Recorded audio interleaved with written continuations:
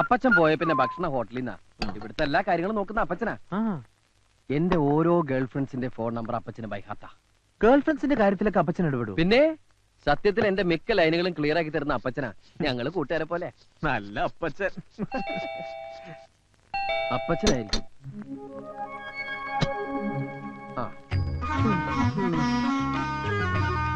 എവിടെയായിരുന്നു? അമ്മാവുക്ക് ഉഷാറില്ലേ? അതൊക്കെ ഞാൻ വെറുതെ ലേറ്റ് ആയിത്തു. എന്താടാ പറഞ്ഞേ? കന്നഡയാ. അമ്മയ്ക്ക് സുഖമില്ലാത്തോണ്ട് ലേറ്റ് ആയെന്നാ പറഞ്ഞേ. ഈ പച്ച ആര്? കൊച്ചുകുറുപ്പ്. കൊച്ചുകുറുപ്പോ? അല്ല, സുഭാഷ് ചന്ദ്രബോസ്. ഓഹോ, ഒരുപാട് കേട്ടിട്ടുണ്ട്. വളരെ വലിയ മനുഷ്യനല്ലേ?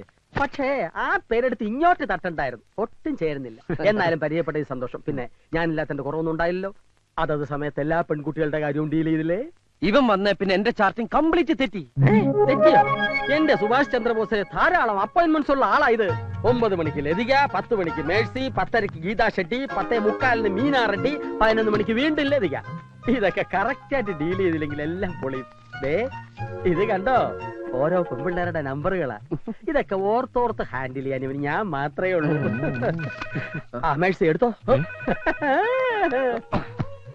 Hello Mercy. മേഴ്സിയോ? എനിക്ക് എന്റെ മേഴ്സിൽ അത് വേറെ ആരാ ഉള്ളത്?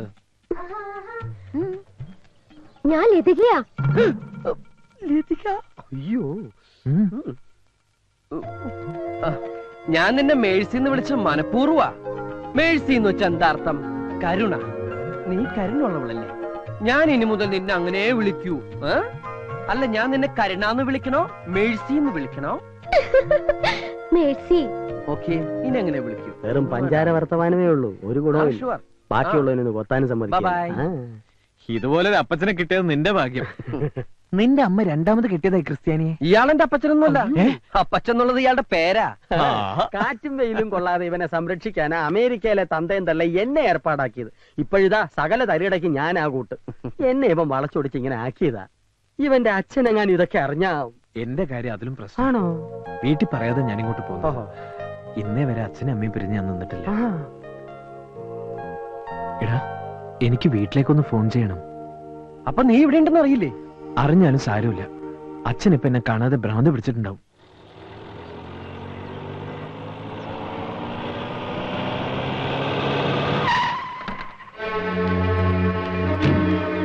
ഉണ്ണിത്താനെ ഇറങ്ങി വാടോ. അല്ല, ഇതാര് കുറുപ്പോ? അപ്പൊ തനിക്ക് വീണ്ടും വിചാരം ഉണ്ടായല്ലേ? എനിക്കറിയായിരുന്നടോ തന്റെ മോന് വേണ്ടി താൻ എന്റെ കാല് പിടിക്കാൻ വരുമെന്ന്. വാ, അകത്തോട്ടിരിക്കാം, എന്നിട്ട് ബാക്കി കാര്യങ്ങൾ സംസാരിക്കാം. ഞാൻ തന്റെ സൽക്കാരം സ്വീകരിക്കാനും കാല് പിടിക്കാനും വന്നതല്ല. അല്ലേ പിന്നെ? എന്റെ മോനെ താൻ എവിടെ ഒളിപ്പിച്ചു വെച്ചിരിക്കുന്നേ? പറയടാ നാട്ടി ഉണ്ണിത്താനെ. എന്റെ വീട്ടിൽ കയറുമെന്നാണ് ആവശ്യം പറഞ്ഞാൽ അടിച്ച് കാല് തല്ലി ഒടിക്കാൻ എനിക്കറിയാൻ വയ്യാഞ്ഞിട്ടല്ല. എന്റെ മോൻ അമ്മായിയച്ഛന്റെ കാല് തല്ലി ഒടിച്ചു എന്ന പദവി എനിക്ക് വേണ്ടാച്ചിട്ടാ. അയ്യടാ, ആ പൂജ അങ്ങ് മനസ്സിൽ വെച്ചാ മതി. മര്യാദയ്ക്ക് എന്റെ മോനെ വിട്ടു തരുന്നില്ലയോ? ഇവിടെ കിടന്ന് ഒച്ച ഉണ്ടാക്കരുത്. ഇവിടെ ചോദിക്കാനും പറഞ്ഞ ആണുങ്ങളുണ്ട്. തന്റെ മോനെ ഞങ്ങളെ മോളെ കൊണ്ട് പിടിച്ചങ്ങ് കെട്ടിച്ചു. താൻ എന്തോ ചെയ്യും? ഇതൊക്കെ പറഞ്ഞാ പോലെ പ്രവർത്തിക്കുന്നു. അപ്പൊ കെട്ടിച്ചു കഴിഞ്ഞു അല്ലേ? അതെ, പിടിച്ചു കെട്ടിച്ചു. ഞാൻ രണ്ടുപേരെയും കാശ്മീരിലേക്ക് ഹണിമൂൺ അയച്ചിരിക്കുക. അത് കഴിഞ്ഞ് സ്വിറ്റ്സർലാൻഡ് വഴി ഉഗണ്ട അയച്ചെന്ന് പ്രസവമൊക്കെ കഴിഞ്ഞിട്ടേ വരൂ. താൻ കൊണ്ടുപോയി കേസ് കൊടുക്കും. ഞാൻ ഇതിന്റെ പേരിൽ ഉണ്ണിത്താൻ കോടതി വരാൻ കയറി ഇറങ്ങും. എന്റെ വീട് പണയം വെച്ചിട്ടായാലും ശരി, തന്നെ ഞാൻ അഴി എണ്ണിക്കും. നോക്കിക്കോ. പ്രേമിച്ചിട്ടില്ല, ഒളിച്ചോടിയതല്ല എന്നൊക്കെ പറഞ്ഞ് അവൻ നമ്മുടെ മുമ്പിൽ നാടകം കളിക്കായിരുന്നു. പ്രസവം ഉഗാണ്ടയിൽ വെച്ചാണെന്ന്. ഉഗാണ്ടയിലോ? അവനിപ്പോ എവിടെയുണ്ട്? അവൻ പോയിരിക്കാടി ഹണിമൂണിന് കാശ്മീരിലേക്ക്. നമുക്ക് പോലീസ് പരാതി കൊടുത്താലോ? ഹണിമൂണിന് കാശ്മീരിലേക്ക് പോയതിനോ? അതല്ല മനുഷ്യ, അവനെ കാണാനില്ലെന്നും പറഞ്ഞ്.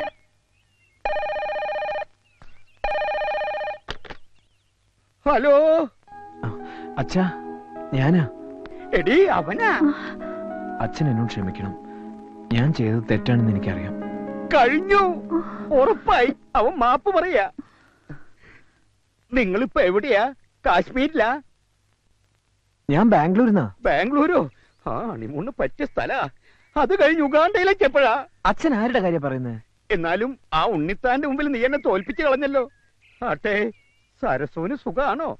സരസോ? അപ്പൊ സരസുവായിട്ടല്ലേ നീ പോയത്? സരസുവിനെ കെട്ടാതിരിക്കാനല്ലേ ഞാൻ ഇങ്ങോട്ട് പോകുന്നത്. അച്ഛന് വട്ട എന്നാ തോന്നുന്നു. ഞാൻ കേട്ടു, വട്ട് നിന്റെ തന്തയ്ക്കാടാ. സ്വന്തം മകന്റെ തന്തയ്ക്ക് വിളിക്കുന്ന തന്ത. അച്ഛാ, ഞാൻ അനിയൻകുട്ടിയാണ്. അവിടുന്ന് വേറൊരുത്തിന് അച്ഛാന്ന് വിളിക്കണു. നീ ആരാ മോനെ? ഏത് വകുപ്പാ? ഞാൻ കൊച്ചൂർപ്പിന്റെ സുഹൃത്താ, ഇന്റിമേറ്റ് ഫ്രണ്ടാണ്. എന്റെ വീട്ടിൽ ഇവൻ സുഖമായിട്ട് ഇരിപ്പുണ്ട്. അച്ഛൻ ഒന്നുകൊണ്ട് പേടിക്കണ്ട.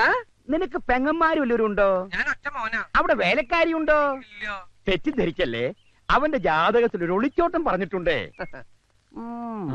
ഇവിടെ പെണ്ണുങ്ങളാരും ഇല്ല, ഞങ്ങള് മാത്രമേ ഉള്ളൂ. ഞങ്ങൾ ഇവിടെ കുറച്ചു ദിവസം അടിച്ച് പൊളിക്കാൻ പോവാ. അടിച്ചു പൊളിക്കാനോ? നീ അവന്റെ ഫോൺ കൊടുത്തേ. കൊടുത്തേ. ഹലോ, തൽക്കാലം നീ മാറുന്നത് നന്നായി. പക്ഷേ അവന്റെ കൂടെ അടിക്കാനും പൊളിക്കാനും ഒന്നും നടക്കണ്ട. നിന്റെ അഡ്രസ് ഒന്ന് പറഞ്ഞേ. Address house number 33 6th Avenue, Gowda street, ബാംഗ്ലൂരാ. എന്നാ എന്റെ പൊന്നുമോൻ ഫോൺ വെച്ചോ. വെറുതെ അവനെ തെറ്റിദ്ധരിച്ചു. പക്ഷേ അവനോട് ഒറ്റയ്ക്കാണെന്ന് അറിഞ്ഞപ്പോ പേടി കൂടി. അവന്റെ കൂട്ടുകാരുടെ അടിച്ചു പൊളിക്കാരനാ. നമ്മുടെ മോൻ വഴി തെറ്റാൻ ആ കൂട്ടുകാരൻ ഒരുത്തം മതി. നാടും വീടും വിട്ട് ശീലമില്ലാത്ത കുട്ടിയാ. ബാംഗ്ലൂരിലെ നമ്മുടെ മേനോനെ ഒന്ന് വിവരം അറിയിച്ചാലോ? മേനോന്റെ ഒരു കണ്ണുണ്ടാവും. കണ്ണു മാത്രമാക്കണ്ട, അവൻ ഇനി മേനോന്റെ വീട്ടിൽ താമസിച്ചാ മതി. അവിടെ ഒരു പെൺകുട്ടിയില്ലേ? ഉണ്ട്, മേനോന് ഒറ്റ മോളാ. അവിടെ താമസിച്ച അങ്ങനെ വല്ലതും സംഭവിച്ചാ എനിക്ക് സന്തോഷായിടി. മേനോൻ എനിക്ക് സൂചിപ്പിച്ചിട്ടുള്ളതാ. അവര് തമ്മിൽ ഇഷ്ടപ്പെട്ട ബാംഗ്ലൂർ വെച്ച് കെട്ട്.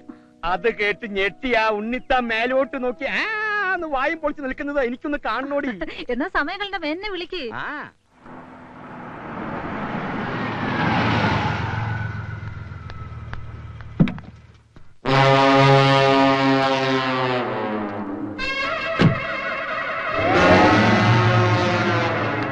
അനിയൻകുട്ടി കുഴപ്പമായും തോന്നുന്നു.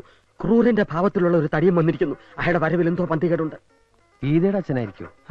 അയാൾക്ക് ക്രൂരഭാവം ഇല്ലോ. പിന്നെ ജയശ്രീയുടെ അച്ഛൻ അയാൾ സ്ഥലത്തില്ലല്ലോ. ഓ, മനസ്സിലായി. ശാന്തിയുടെ ഡാഡി. എന്താ പ്രശ്നം? പ്രശ്നം നിസ്സാരം. ഇന്നലെ ഞാൻ ശാന്തിയുടെ ഐസ്ക്രീം പാർലറിൽ നിന്ന് ഇറങ്ങി വരുന്നത് അവളുടെ അച്ഛൻ കണ്ടു ശാന്തി വിളിച്ച് പറഞ്ഞിരുന്നു. അത്രേ ഉള്ളൂ. ഫ്രണ്ട്സ് ആണെന്ന് പറയാം. എന്റെ കൂടെ കാർ കയറി പോകുന്നതും കണ്ടു. ലിഫ്റ്റ് കൊടുത്തു എന്ന് പറയണം. പിന്നീട് ഞങ്ങൾ ഒരുമിച്ച് സിനിമയ്ക്ക് കയറുന്നത് കണ്ടോ എന്നൊരു സംശയം.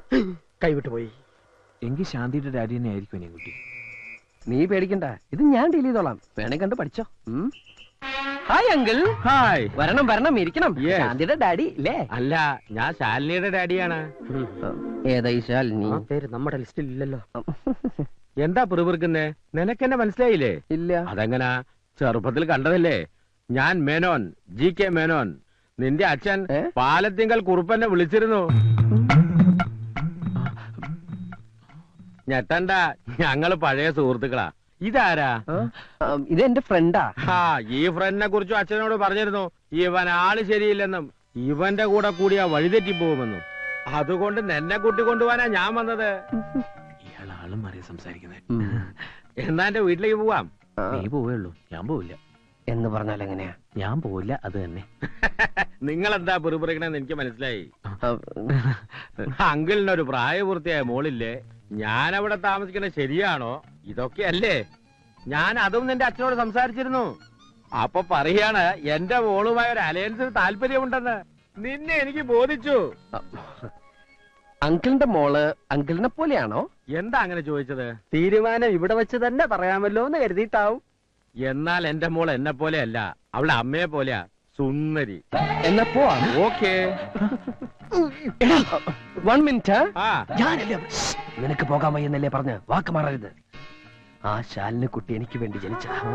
Uncle, I am coming. അവന്റെ യോഗം.